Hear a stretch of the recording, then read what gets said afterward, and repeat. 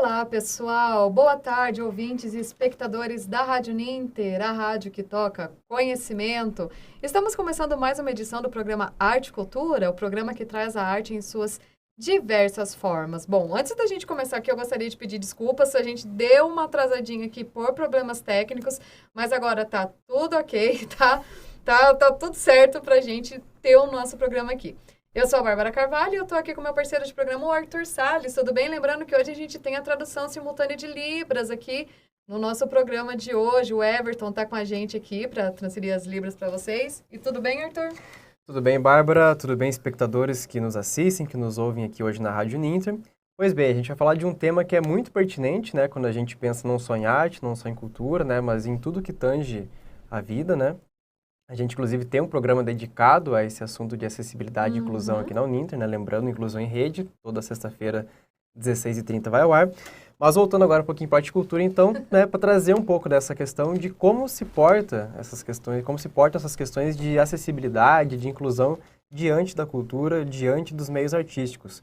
E para isso, então, a gente tem um convidado bem especial, né, Bárbara? Exatamente, a gente está aqui com o Jonatas Medeiros. É Jonatas ou Jonatas? É Jonatas. Jonatas Mas mesmo, eu sei que tem uma variação de Jonathan, Jonathan, então... Muito bom. Ele é doutorando em estudos da tradução. Ele também faz parte da Coordenadoria de Arte Surda do Sindicato de Artistas do Paraná, o SATED. Ele também possui carteira de registro profissional artístico, né, DRT, nas funções de ator e diretor, além de ser tutor do curso de Letras Libras, né, o curso mais recente aqui da Uninter. No caso, ele tem um currículo bem mais vasto do que isso, né? A gente precisa resumir em função do tempo, né? Mas mesmo assim, Jonatas, muito obrigada pela sua participação aqui hoje, viu? Ele ficou aqui bem paciente com a gente, esperando para arrumar nossos problemas técnicos, mas muito obrigada pela sua participação. Eu que agradeço, fico bem feliz. É um tema que eu gosto bastante. Eu fiquei bem empolgado do convite de vocês, para a gente poder falar sobre língua de sinais, sobre arte, acessibilidade. Mas agora que o Festival de Teatro de Curitiba finalizou, né? Então a gente ainda está com essa empolgação aí de teatro, língua de sinais, arte. Então vai ser uma conversa produtiva, assim, espero. Com certeza. E Com certeza. Já falando um pouquinho, Jonatas, você falou que gosta bastante do tema, vamos voltar então um pouquinho e, né, perguntar para você como que você iniciou nesse meio, né? Nesse meio tanto da tradução, quanto também nessas questões de inclusão e acessibilidade, né? Nossa, história longa, né? Eu comecei com língua de sinais muito cedo, com 11 anos de idade eu já sinalizava, né? Eu comecei dentro do espaço contexto religioso, até porque, assim, pensar década de 90, a gente não tem ainda legislações no Brasil que assegurem os direitos da língua de sinais como a gente tem hoje, né? Legislações muito mais avançadas. Então, num primeiro momento, dentro dos contextos sociais, a gente tem a instituição religiosa como o primeiro espaço a agregar as pessoas surdas e a língua de sinais. Então, a gente não via na TV, a gente não via nos espaços artísticos, até na educação a língua de sinais era muito restrita, né? Então, o espaço da religião, assim, as igrejas evangélicas, católicas, elas foram as primeiras instituições a agregar as pessoas surdas, muito numa perspectiva de assistência social, de tentar contribuir com essas comunidades, mas também foi um primeiro espaço onde a língua de sinais mais circulava. Então, o meu primeiro contato com a língua de sinais foi dentro da igreja, foi com a comunidade surda religiosa. Ali eu comecei a aprender língua de sinais, já com 11, 12 anos. Trabalhava como intérprete mirim, assim, acompanhando os surdos em advogado, acompanhando em assistência social e também traduzindo cultos, né? Assim como a maioria dos intérpretes de língua de sinais, assim, se a gente fosse fazer talvez um questionário, provavelmente tem pesquisas acadêmicas que apontam isso, boa parte dos intérpretes vem de espaços religiosos, né? Seja igrejas evangélicas, católicas, Testemunha de Jeová também, que é muito forte em língua de sinais, mas eu venho desse contexto, assim. E aí a tradução, a interpretação vem no contexto da aprendizagem da língua de sinais por necessidade, mas a tradução mesmo só vem no período acadêmico. Quando eu entro na academia, eu vou ter contato com tecnologia de vídeo, Você com fez texto. a graduação em Letras Libras, né? Fiz Letras Libras na UFPR, primeira turma de 2015. Então, ali que eu fui me interessar por tradução.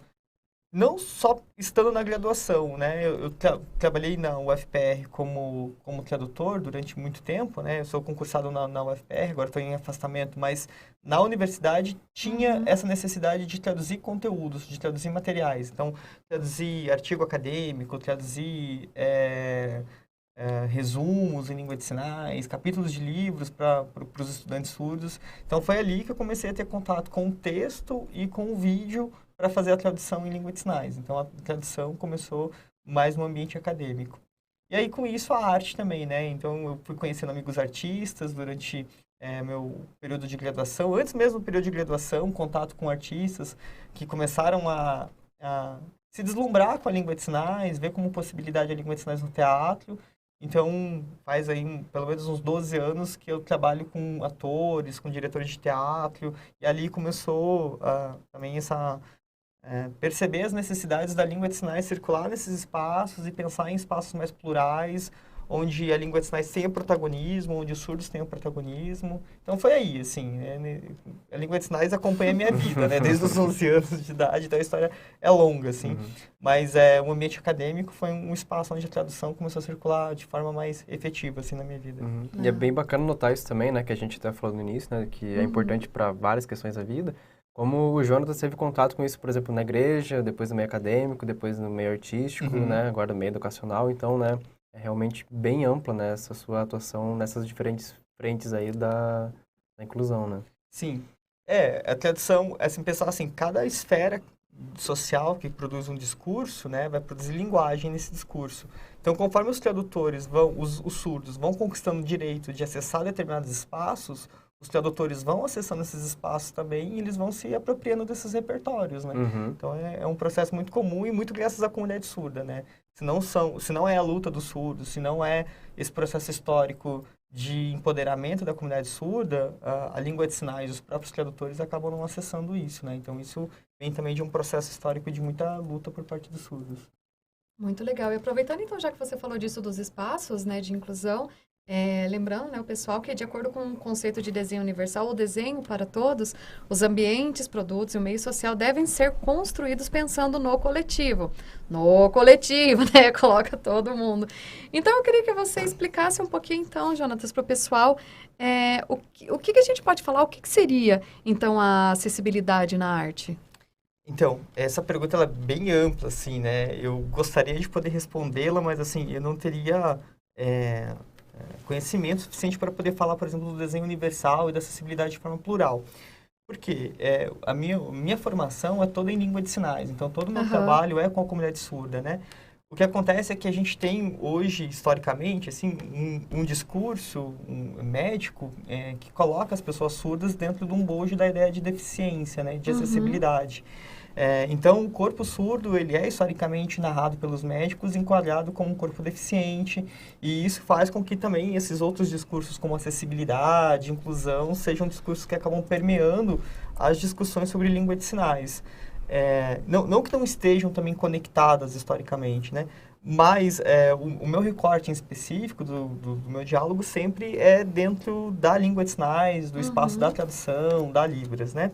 Mas, como é um campo que se aproxima devido a esse histórico médico, né, de enquadrar um corpo que não escuta como um corpo deficiente e, a partir disso, criar narrativas de reabilitação, narrativas de acessibilidade, né, isso acaba respingando quando a gente vai pensar língua, cultura. Mas a nossa perspectiva é muito mais dentro de uma ideia de língua, cultura, uma subjetividade, uma identidade surda, um território surdo, do que a ideia de acessibilidade, do que a ideia de reabilitação, de falta e de deficiência, né? Mas para poder pensar acessibilidade em arte em língua de sinais, né? Pensar acessibilidade na arte, a gente pensar o acesso para todos, né? E isso seja de diferentes experiências corporais, de diferentes experiências sensoriais, pensar a acessibilidade não só arquitetônica desse espaço que possa receber diferentes corpos, mas as diferentes linguagens, as diferentes formas de comunicação também. E a própria questão de justiça social, né? Do acesso, do ingresso que possibilite que pessoas que tenham baixa renda consigam acessar a arte. Sim. Então, é muito amplo pensar a acessibilidade para todos. Pensar a acessibilidade na arte para pessoas surdas, o acesso para pessoas surdas, é pensar na língua de sinais. Mas pensar na língua de sinais é pensar nesse tradutor, é pensar no espaço onde esse tradutor fique, que dialogue com a cena, é pensar que esse corpo ele está atuando em conjunto, né? É um corpo que está presente na fotografia da imagem da Como peça, um todo, né? como um todo, na iluminação. Então, onde que a iluminação ela não afete a cena, mas ela fica confortável para as pessoas surdas poderem acessar. É pensar o local onde os surdos vão sentar, para que nessa poltrona eles consigam visualizar um tradutor de língua de sinais e visualizar a peça também, porque às vezes as pessoas pensam que apenas colocar o tradutor você garante acessibilidade. E aí quer colocar o tradutor no canto Lá da no escada, fundinho, de quase não dá pra lá ver. no fundinho, próximo ali da caixa de som, atrás da caixa de som, e aí você não está produzindo realmente um espaço que garanta o acesso da comunidade surda. A gente tem um efeito ping-pong quando você afasta o tradutor muito da cena, que é você ver o tradutor e ver a cena. Esse efeito ping-pong, ele cria um rastro ali entre você ver o tradutor, ver a caixa de som, ver outros artefatos que não fazem parte da peça e ver a peça, que faz com que você perca, né, essa magia de realmente entrar na peça, entrar na história. Então, pensar que para além da tradução, o próprio espaço ele acaba se modificando, né? Quando você insere algo novo, você está modificando aquele espaço. Então, pensar em acessibilidade para a comunidade surda, em acesso da comunidade surda no teatro, é pensar isso, pensar na tradução em língua de sinais, no espaço que esse público vai sentar para ser confortável para eles, mas também na própria formação de público, assim. Então, como que chega a informação para o público surdo de que tem teatro em língua de sinais? Então, é um processo muito maior, inclusive, do que a própria tradução, porque é trazer esse público para o teatro. Então, como garantir a informação, como garantir com que eles tenham acesso, que eles saibam chegar nesse local, chegando lá, que eles sejam recebidos e tenham uma tradução que seja adequada para eles e que façam com que eles se sintam pertencentes, né? E não excluso com um tradutor num canto, na escada, com uma iluminação, enfim, que não dialogue, né? E dessas próprias peculiaridades, né, que surgem, né, com essas diferenças linguísticas mesmo, né, de linguagem também, né, que, como bem você disse, essa movimentação que tem, por exemplo, do próprio corpo, de incluir isso também no escopo da tradução para acessibilidade, o que você acha, assim, que a comunidade ouvinte pode aprender, por exemplo, com isso?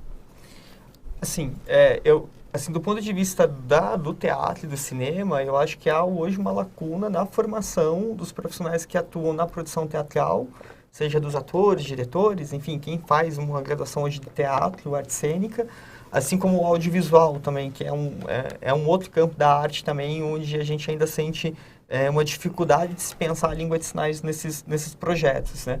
No teatro, porque os diretores não pensam que terá um corpo agregado ali. Então, a LBI, ela desde 2015, né, que ela já atua frente à necessidade de ter tradução de língua de sinais em diferentes espaços sociais, em diferentes contextos, inclusive no teatro.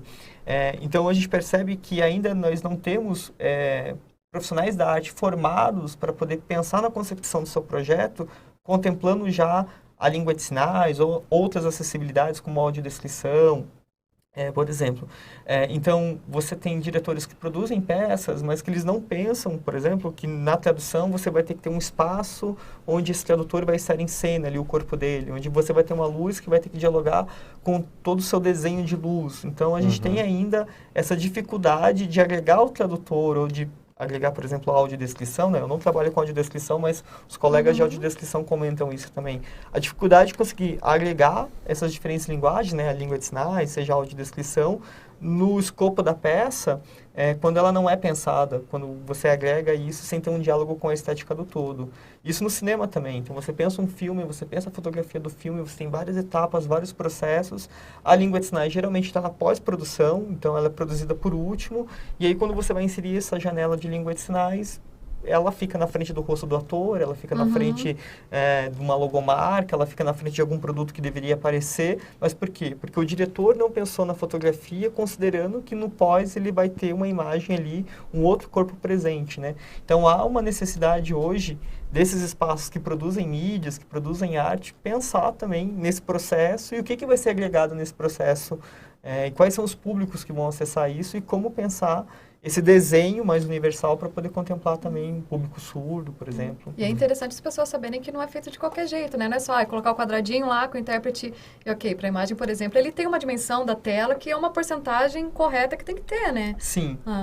Tem a BNT, né? Que uma BNT que fala sobre esse tamanho. Assim, se você for dialogar com os surdos, eles querem a metade, né? Eles querem meio a meio.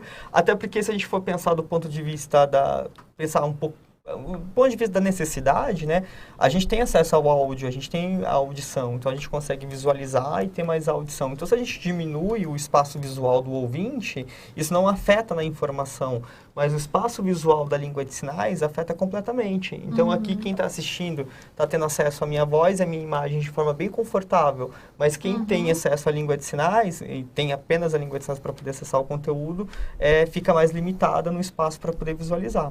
Então, esse recurso agora onde está o Everton, né, agradecer já ao Everton também pelo trabalho, esse é o tamanho da BNT, né, é o que a BNT recomenda. Então, esse é o mínimo. Quando a gente vê alguma janela de alguma propaganda, de algum material que é menor que isso, pode ter certeza que tem irregularidade nesse processo. Agora, do ponto de vista do conforto linguístico, quanto maior, melhor, né? Tem um mínimo a ser seguido, né? Perfeito.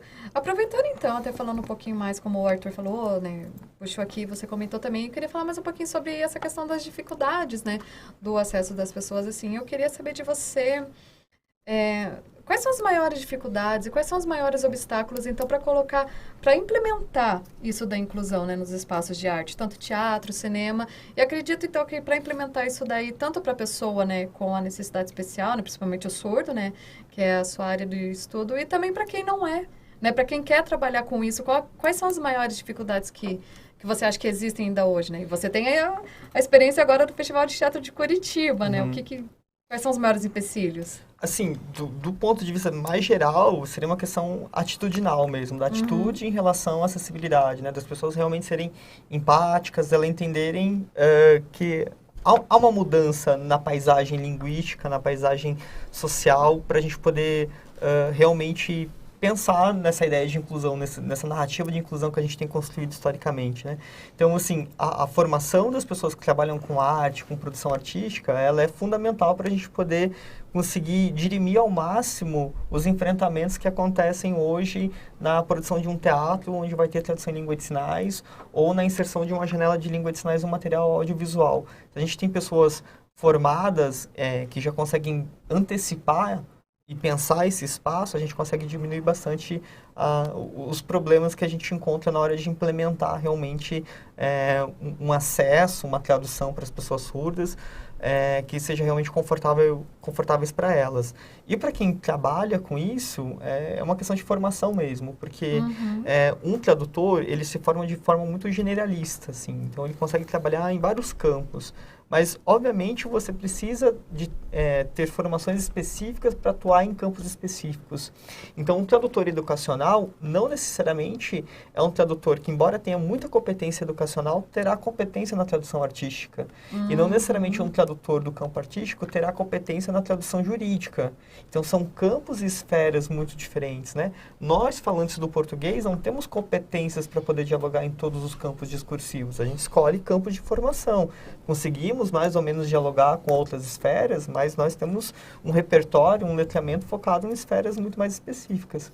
O tradutor de língua de sinais é o mesmo. Então, um tradutor que trabalha com literatura, que trabalha com o campo educacional, é muito diferente de um tradutor que trabalha com tradução artística. Então, digamos, se eu colocar você para fazer a tradução de Libras de uma aula do curso de Direito, você vai sentir um pouquinho de dificuldade. Com certeza, muita dificuldade. Se a gente pensar, assim, a área médica, por exemplo, né, são termos muito específicos. Eu já tive experiência de trabalhar como intérprete no curso de veterinária da UFPR, e é uma experiência completamente diferente, porque demanda conhecimento anterior, demanda letramento do campo, conhecimento de terminologias específicas e a própria relação com o corpo. Então, tem tradutores o tradutor do campo político, que a gente vê aquela janela, né? Eles são muito mais formais, há muito mais uma imagem de neutralidade construída ali. É diferente de um tradutor artístico. O corpo dele é muito mais disponível, é muito mais aberto, ele é muito mais performático, né? Para poder transmitir os diferentes personagens. O mesmo tradutor que trabalha no campo artístico, que vai trabalhar num drama, e que vai trabalhar numa tradução de um texto infantil. É muito diferente, porque o texto infantil é muito mais expansivo, é tudo muito mais colorido, o corpo é muito mais disponível. Então você muda, porque o teu corpo ele vai mudar conforme os personagens, né? Então, a formação hoje ainda é uma questão, porque os cursos de bacharelado que formam tradutores, formam um tradutor genérico, né? E dá uma pincelada em cada campo, mas aí a necessidade de especialização, de se aproximar daquele campo que tu tem vontade de atuar, para poder conhecer as questões técnicas, conhecer a linguagem, as terminologias, enfim, as formas de atuação de determinados campos. Isso é muito legal, eu lembrei automaticamente do... Foi muito falado no Twitter, né, que esse ano quem fez a apresentação do Super Bowl foi a Rihanna. Né? Aí foi muito falado no Twitter da questão da tradutora de Libras, que ela super cantava, assim, dançava junto e tal, daí você vê assim, ué, mas no intérprete de Libras ele pode fazer assim? E como você falou agora, pode, né, dependendo da área de como ele tá atuando. Deve, né? Não só, deve. Então, assim, se é uma tradutora que tá com a mão fechada, paradinha, centralizada, traduzindo Rihanna, pode ter certeza que ela não está traduzindo Rihanna, né? Porque o teu corpo não traduz só a letra, só o texto, ele traduz o ritmo. Ele traduz o sentimento. Então, é muito diferente do que o Everton está fazendo, por exemplo, que obviamente é uma língua de sinais muito mais centralizada, porque aqui é um contexto mais... Mesmo que a gente esteja numa conversa informal, ainda assim tem um tom de formalidade, está num ambiente educacional, então muda a forma de tradução.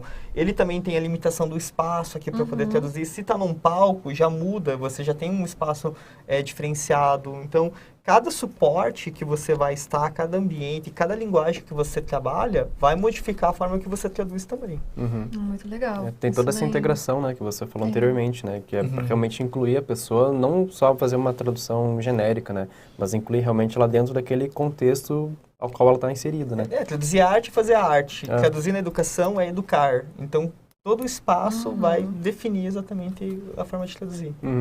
E até falando um pouquinho dessas diferenças, assim, de performance mesmo, Jonatas, você esteve agora também na parte da coordenação da equipe de tradução do Festival de Teatro, né, aqui em Curitiba. Você disse antes aqui nos bastidores que participou de 16 peças, né? E como que foi, por exemplo, você participou de diferentes mostras, diferentes temáticas, né, entre as peças, como que foi para você, se você puder relatar um pouquinho essa experiência sua? Até falar do desafio também, né, porque você foi para áreas diferentes, né, acredito, foram emoções diferentes lá para fazer a tradução. Fez tradução de stand-up, de peças infantis, conta um pouquinho pra gente como que foi. Conta principalmente do stand-up, como foi. Assim, a coordenação da equipe de tradução foi feita pela professora Rafaela Robel, que é professora aqui da Uninter também, que, enfim, reforço também, assim, para vocês a tentativa da agenda dela, dela estar aqui, porque é uma pessoa incrível, além de ser uma excelente educadora, é uma artista incrível. Ela fez a coordenação da equipe de tradução e eu trabalhei com a coordenação da equipe de Libras geral, né? E assim, é uma experiência de um processo que é muito além ali do palco, assim. Então, a gente tem o trabalho de traduzir o espetáculo, mas fora isso a gente tem o trabalho de formação de público, que é de convidar os surdos, produzir uma mídia que seja em língua de sinais para que essa informação chegue até a comunidade surda. Então, a gente até vendo na telinha um exemplo, né? Jonatas, ali foi numa das peças, né, que você fez. Essa foi a peça Ficções, que, enfim, era um drama com comédia, mas era muito mais drama, assim, essa peça. Que daí é um gênero totalmente diferente do stand-up, né? O stand-up tem uma outra pegada, assim.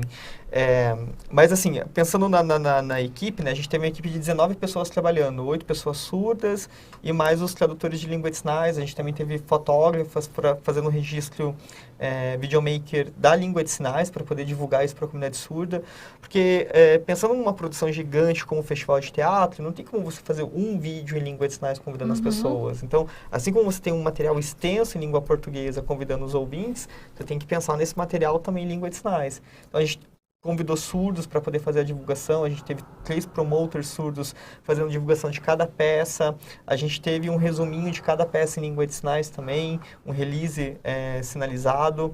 Então a gente teve uma equipe muito grande nesse processo para poder formar a plateia surda, porque também não adianta você ter tradutor e não ter plateia surda, né? Sim. A Libras é para todos, ela é para surdos e para ouvintes, mas o objetivo principal é você chegar na formação da plateia surda. E aí o processo é um processo complexo, porque você tem tanto a equipe de formação de público, que vai chamar surdos, você tem uma equipe para produzir vídeo, para poder produzir essa mídia, e a equipe de tradutores, que foi coordenada pela professora Rafaela, que é uma equipe que precisa receber o roteiro da peça, precisa receber o vídeo dessa peça completo. Então, o tradutor ele vai estudar esse texto, ele vai assistir esse vídeo para entender quais são as luzes, quais são as posições dos atores em cena, como que é o corpo desses atores em cena. Então, vai estudar esse vídeo e depois ele tem o dia da marcação de luz, onde ele vai marcar a luz, vai ver onde ele vai ficar, a posição dele e vai ensaiar com a companhia a peça e fazer uma passada com a tradução. Então, tem todo esse processo que é o momento da tradução em si, né? Que é tanto de receber o material, estudar esse material e depois ir no dia da montagem da peça para fazer a montagem da sua luz, da sua posição e ensaiar com a companhia, né? Então, é um trabalho bem complexo, assim. E óbvio, né? Pensar ficções, por exemplo, que foi a imagem que passou, é um tipo de tradução. Ir para o stand-up é um outro tipo de tradução. E cada humorista também é um tipo de piada, então é um tipo de conhecimento que está ali envolvido, e isso muda bastante, né? Toda essa etapa que você descreveu agora da pré-produção para o stand-up, ela praticamente perde muito, né? Porque o stand-up ele se baseia muito, né, no improviso, né? Sim. No repertório que se constrói ali ao longo da peça, né, da performance, né? Porque daí tem interação com o público, a reação do público. Assim, o bom é que a gente consegue acessar muito os materiais que estão disponíveis no YouTube, no Instagram. Então o tradutor ele tem muito essa observação, né? Ele observa qual é o campo dialógico daquele comediante. Então esse comediante ele pode ter um repertório grande, mas geralmente ele está falando de 3, 4 assuntos, ele não sai muito ali dos assuntos. É game, esse fala mais besterol, esse fala mais sobre a sogra. Então você vai entendendo que o cara ele pode modificar a piada, mas ele está dentro de um contexto. Esse faz mais paródia musical, então você sabe que ele trabalha com isso. Então por mais que você não vá com o texto pronto, você investiga um pouco da vida do humorista e consegue entender qual é o repertório dele ali e vai preparado nesse sentido. Perfeito. Muito bem. Jonatas, a gente está indo já para os finalmente, né? Porque a nossa edição de hoje passa muito rápido. Eu queria então que você falasse um pouquinho para a gente, que a gente vê que hoje em dia muitos coletivos, manifestações, grupos e tudo mais, né, artísticos encabeçados por pessoas com necessidades especiais, né? No caso, não só pegando nós, digamos assim, ouvintes, traduzindo e tal, mais pessoas mesmo que fazem. Eu queria então que você finalizasse falando pra gente sobre isso, né? Dessas pessoas estarem à frente, encabeçando, né, esses trabalhos. A gente até vai passar daqui a pouquinho os exemplos aqui pro pessoal que está acompanhando, né? De deixar aqui Instagrams, né, e páginas e tal que possam acompanhar, né, para ver esses trabalhos, mas queria que você falasse um pouquinho sobre esses produtores artísticos, né, e tudo mais. Legal. A gente tem trabalhado com a Fluindo Libras, né, que é uma produtora, uma agência de tradução e produção cultural surda, com produções autorais da comunidade surda, né? Então, a gente teve o Surdo Lago Existo, que é até um cartaz que passou ali agora há pouco, é uma peça inédita que a gente fez aqui no Paraná, essa mesmo, que são com 11 atores surdos em cena, então são só surdos em cena, os 11 atores, com direção da Gabriela Grigolon, que é também uma das primeiras diretoras surdas que a gente tem aqui no Paraná. Eu fiz a co-direção dessa peça. A direção corporal dessa peça foi feita pela Rafaela Robel, a professora aqui da Uninter também, ela está ali no cartaz.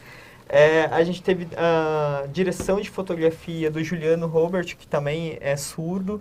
Então, foi uma peça encabeçada por pessoas surdas, embora eu fiz a co-direção, foi um trabalho orgânico feito com a comunidade surda, né? Essa peça, enfim, foi uma peça que marcou muito a gente, porque eu nunca vi tanto surdo reunido assim no mesmo dia, né? A gente fez lá no Teatro Guaíra, no Guairinha, e foi assim, dobrou a quadra de fila de surdos esperando para poder ver a peça. Então, é uma demanda reprimida. Então, para além da tradução da arte que os ouvintes produzem, que eu acredito os surdos querem também acessar essa arte, eles querem saber o que os ouvintes estão produzindo, porque fazem parte de uma humanidade, né? Uma humanidade toda que não é ouvinte ou surda, mas eles querem também produzir as suas artes e querem que os outros acessem as artes, porque os surdos têm o que receber, mas têm o que dizer também. Há um ponto de vista surdo sobre o mundo, há um ponto de vista sobre esse corpo, sobre o que é a arte e como se produz a arte também. Então, a gente tem essa produção do Surdo Logo Existo, que é uma brincadeira com o Descartes, está brincando com o Penso Logo Existo. Então, é uma peça denúncia que faz crítica ao pensamento descartiano, ao pensamento... as grandes metanarrativa médica, que define o corpo surdo como deficiente, jurídica, que vai impossibilitar esse corpo de acessar alguns bens sociais.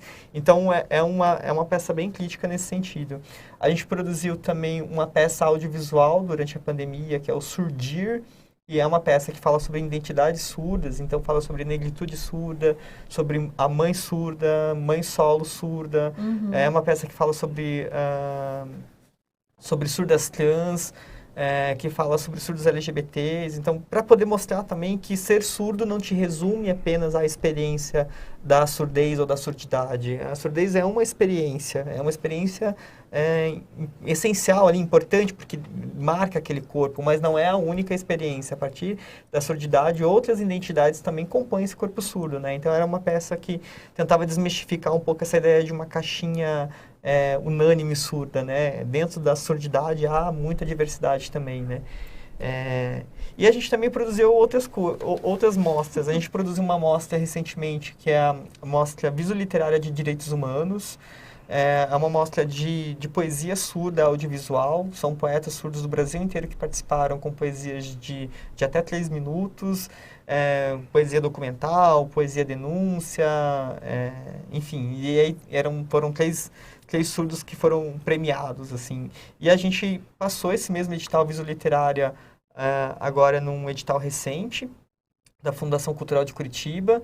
Inclusive, a Uninter é uma das patrocinadoras desse evento, então a gente vai ter esse ano novamente a Visoliterária, edição 2, com patrocínio da Uninter.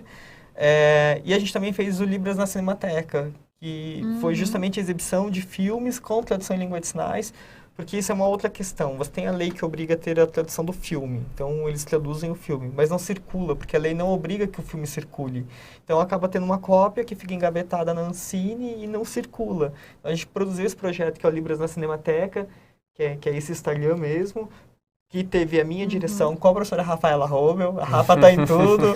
Ela é uma grande referência em vários campos, né? Mas a gente tem atuado muito na arte, teatro e audiovisual. E foi uma experiência incrível também, pegar esses filmes que já foram produzidos, que já estão prontos, mas que não circulam, e trazer para a comunidade surda, né? Para poder conhecer o material, conhecer a obra, mas também para poder debater as traduções, né? Pensar essas diferentes estéticas, as diferentes formas de traduzir, se é adequado, se não é. Então, esse foi um projeto que também vai dar sequência, né? O Libras na Cinemateca, que foi a Cinemateca aqui de Curitiba. Legal. Muito bom. Inclusive, foi a Rafaela que fez a minha... É o meu sinal que fala? Ah, sinal. Ela te batizou? Assim, por causa das tatuagens. Ah, que legal. Eu tenho um sinal. Tá batizada. Muito bom. Então, pra gente ir finalizando aqui, Jonatas, a gente tem o nosso quadrinho aqui de dicas, né? Queria que você passasse, então, pro pessoal dicas, além, né, dos Instagrams aqui, que a gente até vai colocar nas legendas, se você quiser passar mais alguma coisa, livro, filme, pro pessoal conhecer mais esse mundo. Nossa... Bem, eu recomendo seguir a Fluindo Libras, que a gente sempre tem ali vários materiais em língua de sinais. A gente vai estrear, inclusive, agora, dia 20 de abril, a Ilíada em Libras. É uma iniciativa bem inédita, é um trabalho de 10 anos já que a gente vem realizando, porque Ilíada, né, é na tradução do Dorico Mendes, um texto muito complexo, então a gente está estreando, então tem vários materiais ali que as pessoas podem acessar. Eu recomendo como filme, um filme que eu gosto muito, que é A Tribo, que é um filme polonês, que é um filme só em língua de sinais, o polonês não, o ucraniano, o filme. É um filme que só é em língua de sinais ucraniana, eu não entendo nada de língua de sinais ucraniana, mas não precisa saber língua de sinais para poder assistir o filme, assim. Ele é uma narrativa visual. Então, ele é um filme que atende todos os públicos, e eu gosto muito dele porque ele sai da bolha dos filmes que a gente vê que envolve pessoas surdas, que sempre tem um olhar um tanto de coitadismo, um olhar sempre voltado para, nossa, é um surdo. Ou como o Coda, por exemplo, que é um filme lindo, maravilhoso, mas é a filha ouvinte com pais surdos que quer cantar e é o drama dessa menina que tem pais surdos. Então sempre tem um drama ouvinte ali relacionado. E esse filme A Tribo é um filme que não tem o drama ouvinte, é só a experiência surda, assim. Então é um filme que eu recomendo muito. Enfim, eu acho um filme incrível, assim, recomendaria bastante. E tem a Natália Rigo, tem uma coleção que inclusive tem publicação da professora Rafaela Robel, de artigos acadêmicos, que é Libras em Contextos Artísticos. Então lá tem discussões sobre Libras no museu, Libras no teatro, Libras do cinema, Libras em teatro de bonecos. É incrível, assim. Tem Libras em vários lugares artísticos, assim. É uma coletânea da editora Arara Azul, é gratuito, disponível para fazer download pela internet. Então, é um material bem completo, eu recomendo bastante, porque são 3 livros, né? São 3 livros com uma média de 12 artigos cada livro, então faz um recorte bem interessante do estado da arte, da Libras na arte, assim. Então é bem interessante. Perfeito. Quer passar algum, Arthur? Eu vou recomendar um que é um filme da Prime, que é O Som do Silêncio.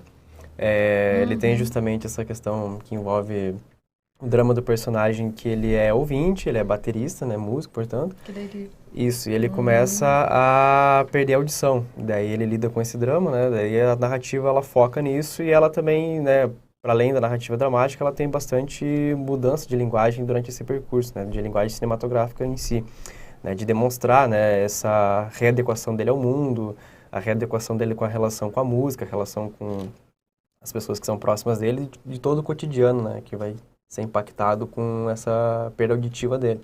Então essa é a minha recomendação, disponível no Amazon Prime. Perfeito. Eu vou continuar com a minha indicação do que o Jonas falou. É o filme Coda mesmo, né? Ele está disponível na HBO, né? Tanto que ele ganhou o Oscar, em 2022, Oscar, de melhor filme. E, assim, eu acho que ele é uma boa introdução, né? Pra quem quiser conhecer o mundo. É lindo. Né, dos surdos, né? É lindo. Eu chorei. Nossa, na hora que terminou o filme, eu chorei. Eu tava lá, meu Deus. Chorando. O filme é muito bom. Eu tava lá mesmo. Chorando. Ele é muito bom mesmo. E eu vou fazer uma outra recomendação que ela sai, né, do mundo da surdez, que é uma série que tem na HBO também, chamada A Vida Perfeita. É uma série espanhola, que o núcleo, né, principal dele não mas eu acho muito legal porque tem um núcleo que são com atores com síndrome de Down. Então, pensando nisso da inclusão, eu acho muito bacana também falar para mostrar também quantos personagens, né, vivem normalmente, são capazes, e também os atores, né, são capazes até de atuar. Essas são as minhas indicações. Perfeito, Bárbara. Muito bem, então, Jonas, a gente vai terminar por aqui. Gostaria de agradecer novamente a presença, a paciência com o nosso probleminha técnico que tivemos aqui no início, também o Everton, né, agradecer porque ele esperou aqui também pacientemente com a gente dos nossos problemas técnicos aqui. E fica claro, aberto o convite para mais presenças suas aqui, para a gente debater outros, né, algum programa, talvez falar só sobre teatro, né, não sei, mas fica aqui aberto o convite. Legal, com certeza. Eu fico esperando o convite, então, de vocês. Muito obrigado pela oportunidade. Agradecer ao Everton também pelo trabalho. Agradeço também a professora Rafaela, porque a maioria dos trabalhos aqui que eu citei envolvem ela, a produção dela, né? Já fica aqui também, Rafaela, você participar aqui da Arte Cultura vem com a gente. E é isso, gente. Muito obrigado. Eu continuo acompanhando vocês. A gente continua produzindo Libras e arte aí em Curitiba, com o apoio da Uninter também, que está dando esse espaço para a gente poder divulgar a arte com língua de sinais, que é muito importante. Então, agradeço muito vocês também pela oportunidade. Com certeza. A gente agradece novamente, Jonas. A gente agradece também ao pessoal que nos acompanha durante a transmissão, o pessoal que ainda vai acompanhar também, lembrando que o programa é gravado. E disponibilizar nossas redes, Facebook, YouTube, Spotify. Você pode nos encontrar, assim como os demais programas aqui do Arte e Cultura, de toda a programação da Rádio Uninter, né, Bárbara? Exatamente. Então, também deixo aqui meus agradecimentos e finalizamos por aqui a nossa edição de hoje do Arte e Cultura. A gente retorna daqui a 15 dias em mais uma terça-feira com mais um novo tema para você aqui na Rádio Uninter, a rádio que toca conhecimento. Gente, tchau, tchau e até lá!